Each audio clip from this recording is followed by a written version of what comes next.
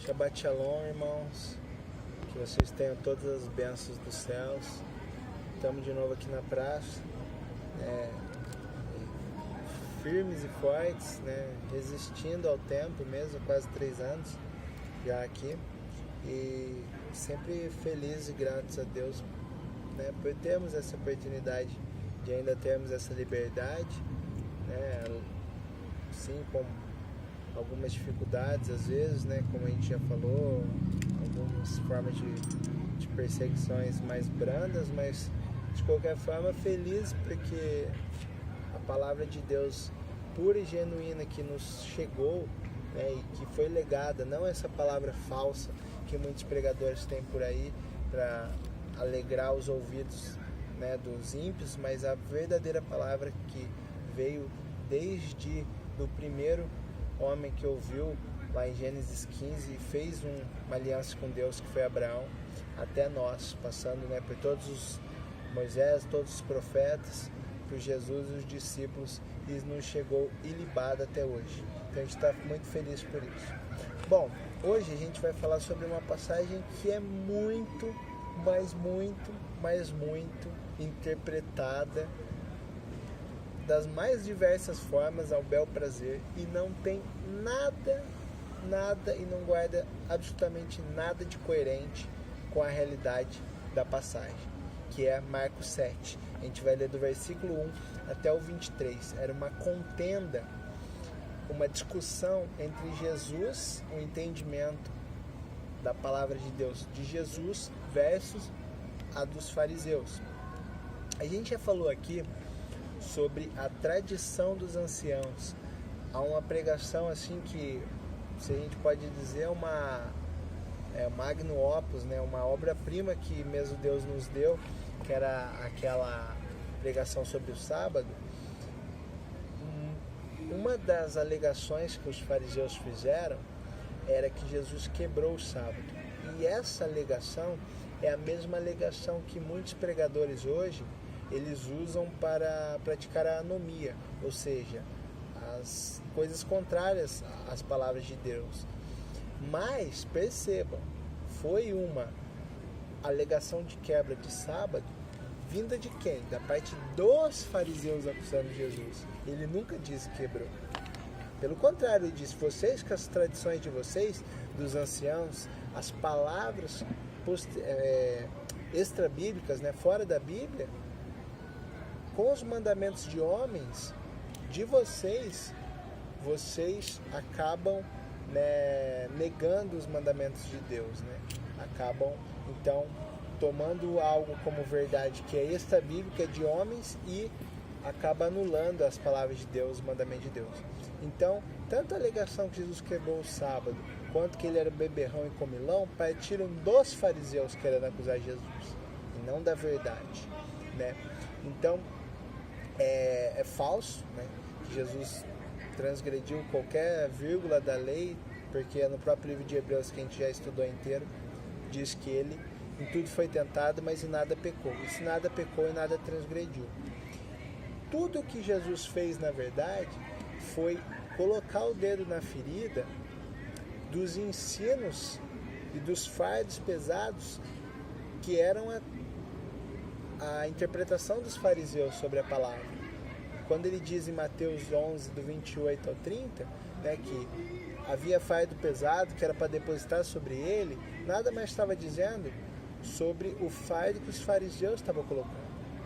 Porque uma das palavras que é usada na Bíblia, na época de Jesus, e depois no Talmud, no entendimento bíblico, era jugo. O jugo nada mais era do que uma forma da lei, porque a lei submetia o homem a Deus, e submete o homem a Deus.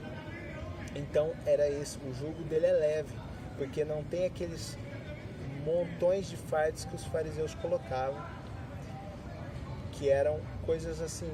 Eles iam criando um sistema de cercas, que o Talmud fala, que é para, por exemplo, um exemplo que eu sempre dou, para não mentir o cara não falava, fazia um voto de silêncio. Então eles iam criando uma série de leis extra-bíblicas para poder não quebrar um mandamento. Então o que eles faziam? Eles anulavam a palavra, que se tornava muito difícil, de observar e de amar as coisas de Deus. E como você vai amar uma coisa que é tão dura, é tão estrita e dolorosa e desprazerosa?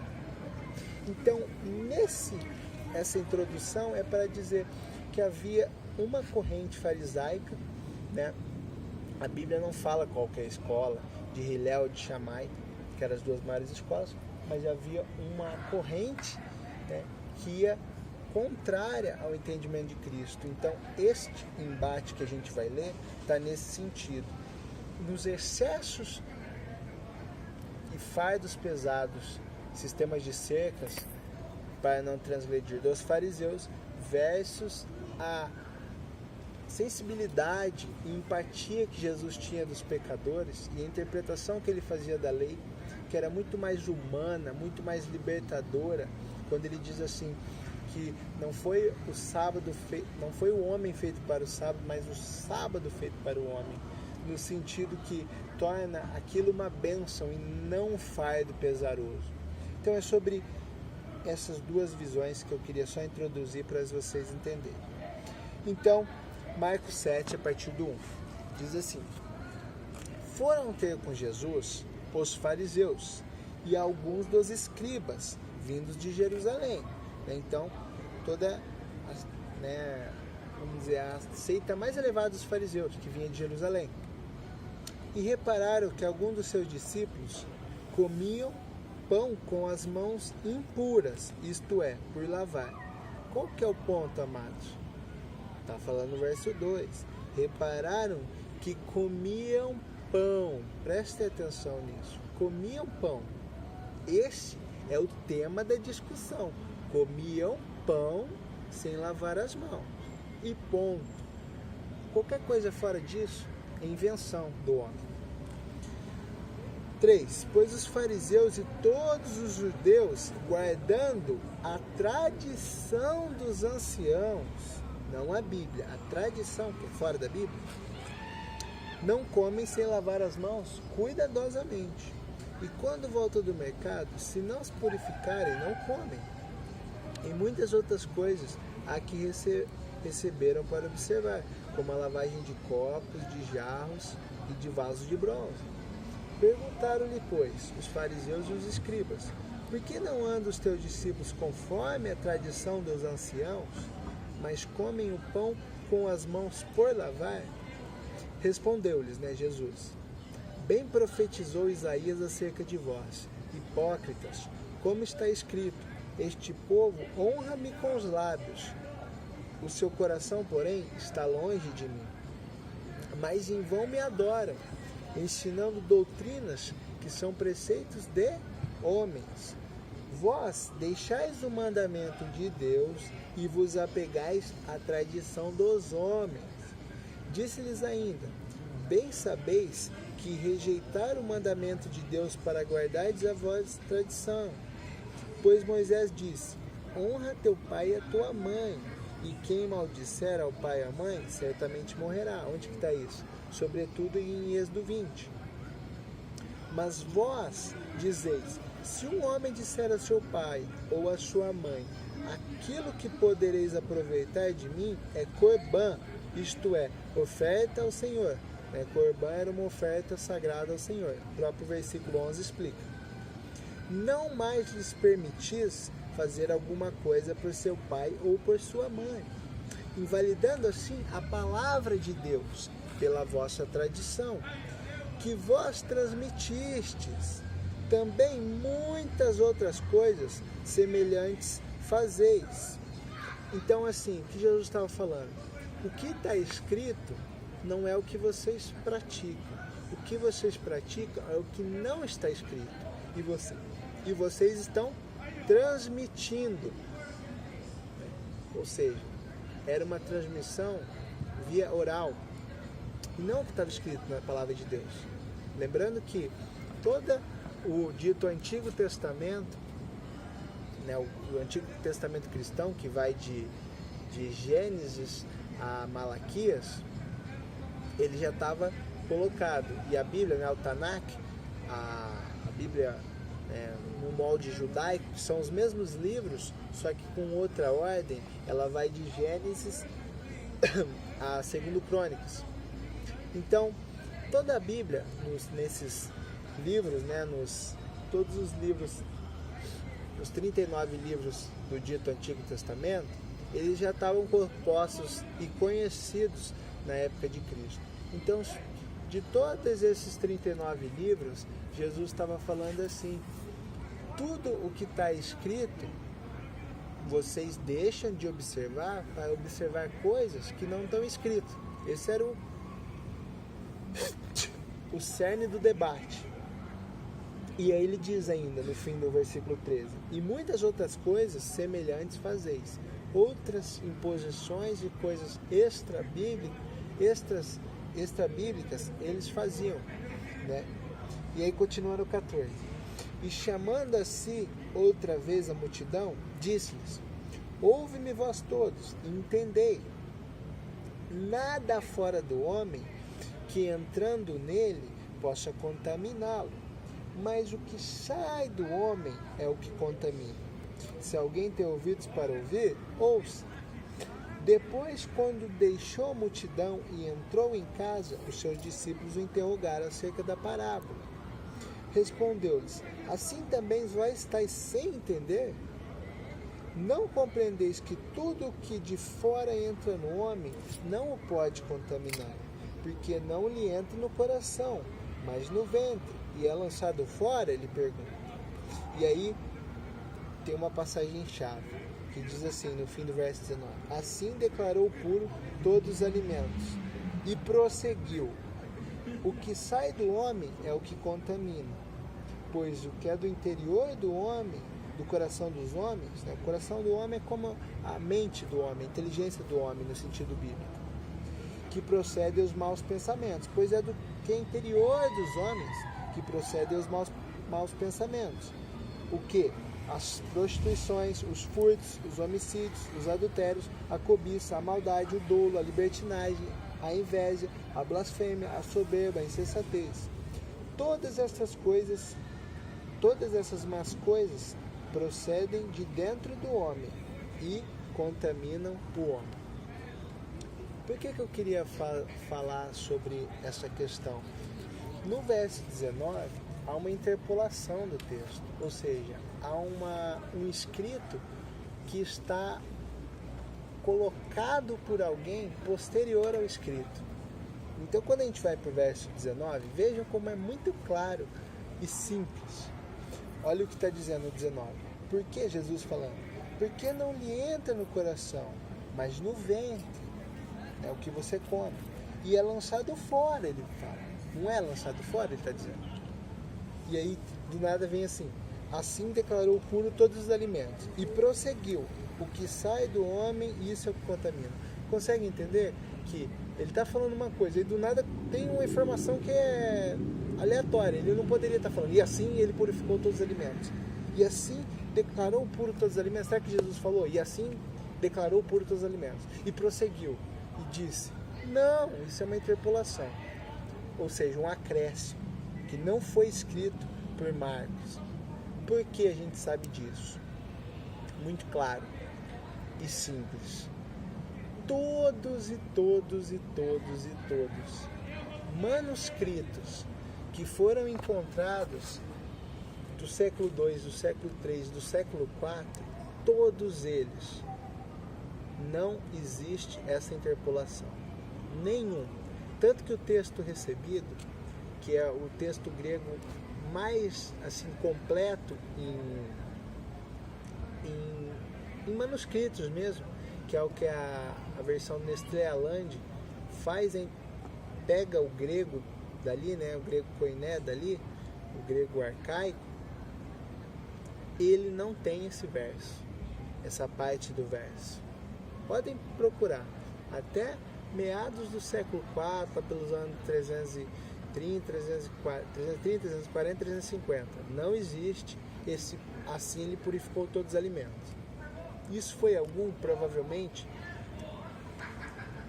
pessoa que se converteu do paganismo e, ao copiar, porque não havia impressora, não havia, né, xerox, não havia nada disso, fotocopiadora. Havia apenas o quê? Rolos que eram passados, e aí existiam os copistas, eles copiavam. E acontece algumas, né, escritos errados, algumas palavrinhas erradas, eles acabavam errando de um papiro para o outro e tal. Mas aqui claramente foi alguém que colocou esse verso, assim purificou todos os alimentos, para o quê? Só para se agradar. E aí os outros copistas depois não sabiam que não havia isso nos originais e passaram a copiar. Na maioria das Bíblias em português está ou entre vírgulas ou entre colchetes ou parênteses esse verso. Por quê? Muito provavelmente é uma interpolação. Assim, dá para afirmar, muito provavelmente não. 100% de certeza que é uma interpolação. Porque não existe nos antigos, existe nos novos. Qual que você vai dar mais fidelidade ao que está escrito? Os manuscritos mais antigos, século II, século III, século IV, ou os manuscritos do século V para frente? Certamente os mais próximos da época que foram escritos. E aí que há uma grande interpretação errônea a partir de uma parte do verso que não existe no original. Pois assim ele purificou todos os alimentos e dá margem para ensinar que não há nenhum alimento que contamina o homem, contradizendo a Bíblia em Levíticos 11. E aí que está o ponto, amados. A Bíblia não pode ser lida, estudada e confiada com base em versos soltos, fora do contexto. Muito menos sequer uma parte de um verso que nem sequer existe no original. E aí tudo é distorcido. Qual o contexto, amados? Com quem que Jesus estava discutindo? Com os fariseus, meus amados. Com os fariseus, os mais estritos observadores da lei. Os mais estritos observadores da lei, que faziam o quê?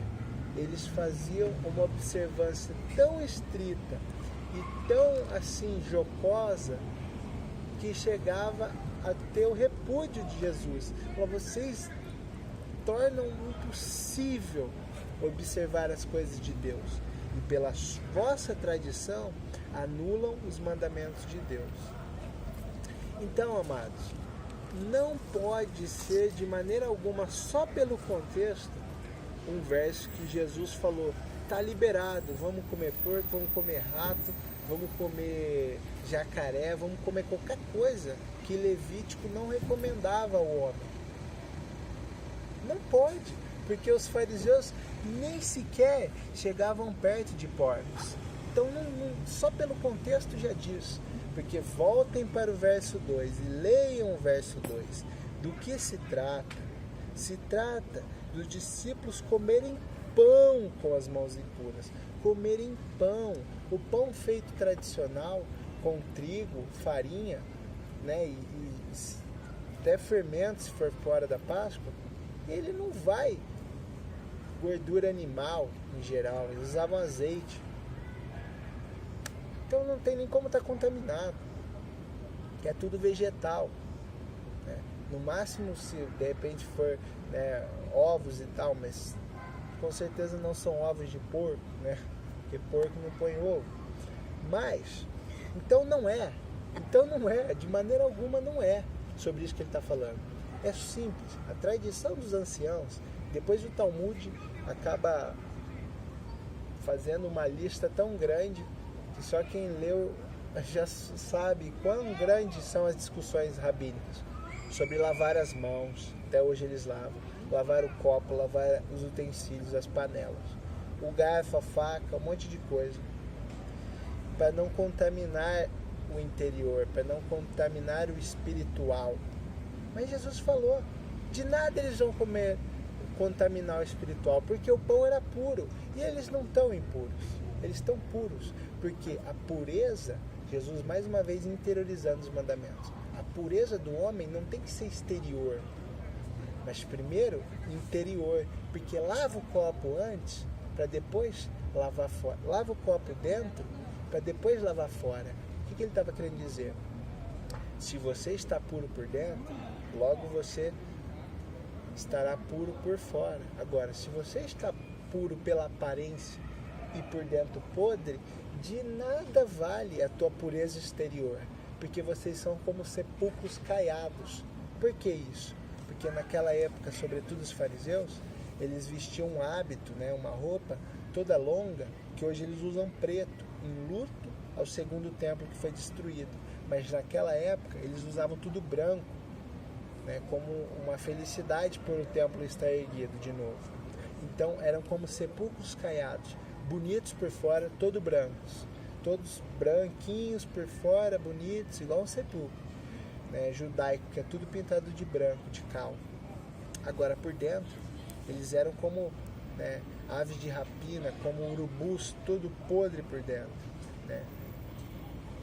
E era isso, mais uma vez Jesus falando sobre o que é material exterior versus o que é espiritual interior. Da mesma forma que Paulo entendeu Pedro, Tiago, João, Mateus, Lucas e etc. Então, amados, essa passagem de Lucas 7, a primeira coisa que eu quero que vocês entendam, já no versículo 2 explica, não é sobre alimentos impuros, é sobre comer pão sem ou com lavar a mão. Ponto.